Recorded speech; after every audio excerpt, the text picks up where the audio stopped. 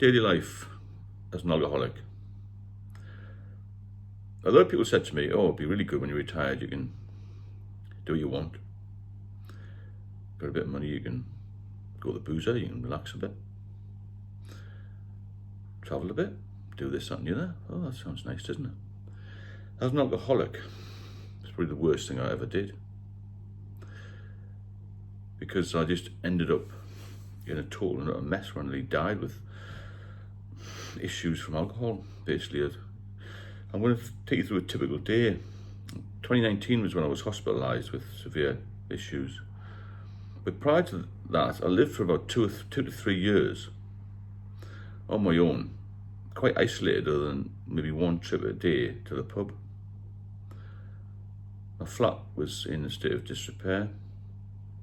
I used to, a typical day, get up when I could get up, really, probably about lunchtime. I'd never slept properly, very well at all. I always used to have a can of beer next to my bed, because that's how bad I got. So I'm going from being retired with a few drinks, I went in a couple of years to being unable to function and 50-50 chance of life or living, to be honest. I started to get up, let's say midday, can of beer by the bed, a few sips of that and try and struggle out of bed. By this time I'd noticed I started to develop this huge stomach, swelling in the stomach, but I didn't know what it was. I just put it down to me drinking and all this sort of thing. I was starting to lose a lot of weight. So I just put off going to the doctors. When you're in active addiction, then you don't want to go to the doctors. You don't want to show out, do you? I'd been prior to try and get some diazepam to get me off the drink, but it didn't help me. I didn't get any. So I just sort of ended up in this vicious cycle of self-medication, really. So I had a few sips of this, managed to get up. By that time, I didn't have any hot water, any shower, no heating. I didn't want anybody to come in the flat and repair anything. When I look back, reflecting, I was in a state of mass depression, I think. I lost masses of weight because I wasn't eating properly. And my whole day was spent from minute to minute, literally minute to minute, just to try and feel normal. And I never did. I used to look at my phone, the missed calls in there from my parents. Basically to see if I was still around, because they feared for my life, and my daughter as well. And then I'd sort of like try and bring them back, and they'd know I'd been drinking. By early afternoon, I used to just sit, look out the window and think, well, where's my life gone? Why can't I be part of the world again? Why can't I have a life again? Why was it me who had to be chosen for this life? And really, partly it was my choice when I used to drink a lot. But when you get into addiction, it's not your choice. You're addicted to alcohol. You never set out, nobody sets out as a young person to become addicted to anything. Certainly not alcohol, because I wasn't warned of the dangers, and this is what I'm trying to do now, warn people of the dangers. You're warned about drugs, but not alcohol. So the whole afternoon we sat there, sipping away at a can of beer, numerous cans of beer all day. And then 5 or 6 o'clock, I think, well, I must do something. I must get out. Got to go out to the world. And plus I had some supplies in the cupboard that I used to get dial a drink to deliver them. But I used to want to get out, to see somebody. So I'd ring a taxi firm that I rang every day. Same people, same place. The route was already planned. It was only about a mile away. I can walk it now in 15 minutes. And as I got more into the addiction, I noticed myself getting thinner, more weak, less able to deal with people that would help me in the cab, out the cab. I was like a disabled person 5 years ago.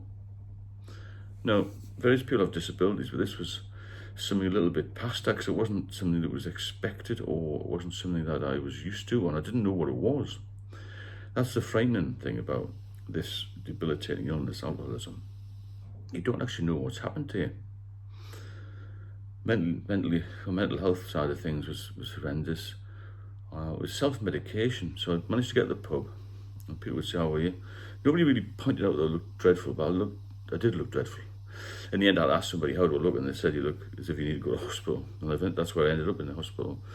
But my daily life was just sitting around the flat all the time, trying to survive. just looking out thinking, what have I done to myself? I contemplated various things, just giving up, living on the streets, all sorts. But fortunately I had a little bit of income to have a roof over my head. I ended up in the end with rats in the apartment. I had the pest control out a couple of times. They couldn't control it. Then I had to have a builder on. I didn't have time to get the builder. I didn't want to let the builder in, to be honest. The rats became more of a problem. I was living in total squalor. My bedding hadn't been changed for weeks. Horrendous situation. My bed had completely collapsed. The slats had broken in the middle. And I was feeling more and more weak. I didn't know what to do. I'm ex-police, and I actually thought about, I wonder if I should get arrested, because I know police stations have got nurses in them. I couldn't find a way out. And a lot of people ask me on the channel now, what's the best way out? And to be honest with you, the best way out is to taper off, which I did try, but it didn't work for me. I should have pestered the doctors maybe more. Maybe I should have gone to A&E, I don't know. But I think I became withdrawn in myself, even though I used to go to the pub most nights and see a few people and try and feel better in the pub. I thought, well, the atmosphere of the pub made me feel better, but it didn't in the end. And I used to go at weekends sometimes and think, I can't get a taxi back. And the panic and the nervousness, the anxiety of it all was absolutely horrendous. I just felt awful all the time. I never had any future. I didn't have any ambition. I'd lost all of my confidence. I looked horrendous. I must have looked like, well, somebody called me death warmed up once. Grey, thin, probably this huge distended stomach. It was hard to the touch. It was like touching a piece of wood because of this fluid buildup. I didn't know any of this was happening, but I only found out when I got in the hospital. So every day was the same.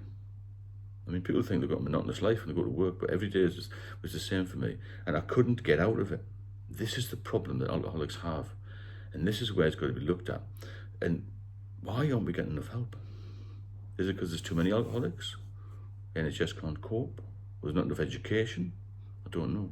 But when you're stuck in this rut, it's a deep rut as well, you try and get out of it.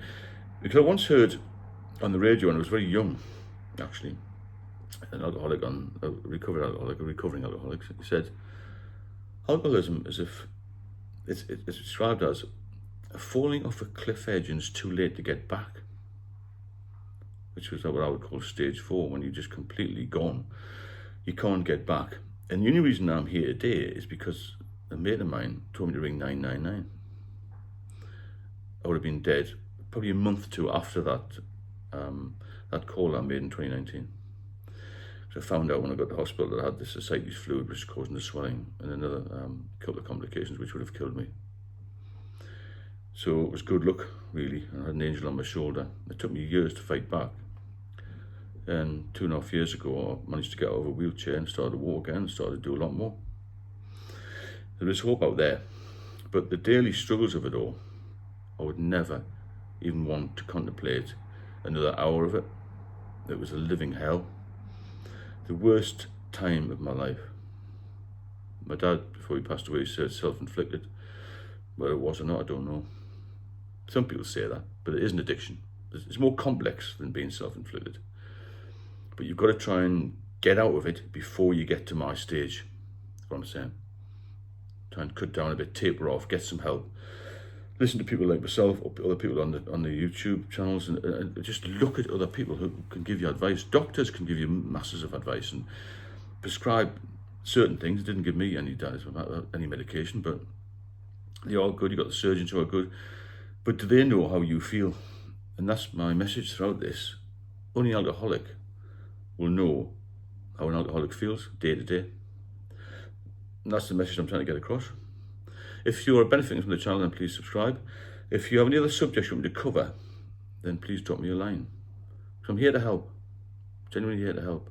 I would hate to see anybody else get into the situation I was, because I was losing the will to live. That's the best way I can describe it. Speak to you all soon.